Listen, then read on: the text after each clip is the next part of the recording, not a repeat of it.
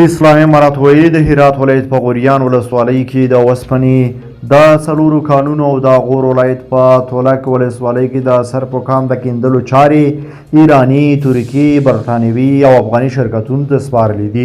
سلام درنو لیدونکو، ستړي مه شئ.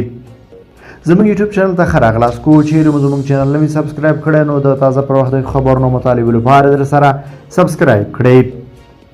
تر دې وړاندې د افغانستان پخواني ولسمشر اشرف غني ویلي وو چې اسلامي امارت د افغانستان قانون اعلام کړي دي. د دوشنبې په ورځ د اسلامي امارت د ریاست الوزرا د اقتصادي دفتر په یوې خپاره شوې خبرپاڼه کې راغلي چې په هرات او غور ولایتونو کې د اوسپنې او سرپو کانونو د کیندلو او پروسس پروژې ګټونکي اعلان شوي دي.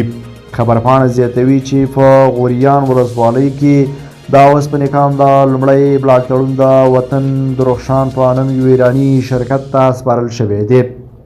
په خبرپاڼه کې دا هم راغلي چې په غوریان ولسوالۍ کې د اوسپنې د کان دویم بلاک تړون سهیل شارق میانه د رینور افغاني شرکتونو او اوپکول ترکي شرکت ته ورکړل شوي دي. دغه راز د دې کان دریم بلاک تړون د شمس ملي په نوم یوې کمپنۍ ته سپارل شوي چې ونډوال یې برټانوي اډ ریسورس 15 او جی بی ام شرکتونه دي.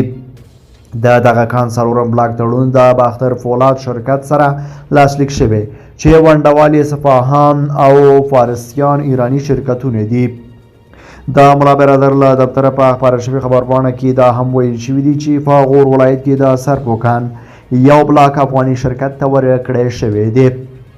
دغه دفتر ادعا کړې دی چې د دغو کانونو عاید به د عامه ګټو په پروژو ولګول شي او ډېره برخه به یې د کورني برېښنا تولید ته ځانګړې شي.